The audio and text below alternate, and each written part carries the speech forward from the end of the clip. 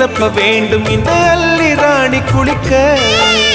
இந்த ரீதியில் அன்பு செய்தால் என்னவாகுமோ என் பாடு.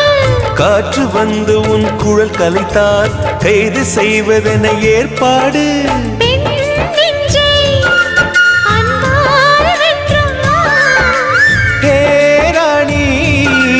அந்த இந்திரலோகத்தில் நான் கொண்டு தருவேன் நான் ஒரு பூவீதம். உன் அன்பு அது போதும். தொடு தொடுவெனவே வானவில் என்னை தூரத்தில் அழைக்கின்ற நேரம். விடு விடுவெனவே வாலிப மனது விண்வெளி விண்வெளி ஏதும். மன்னவா ஒரு கோயில் போல் இந்த மாளிகை எதற்காக? தேவியே என்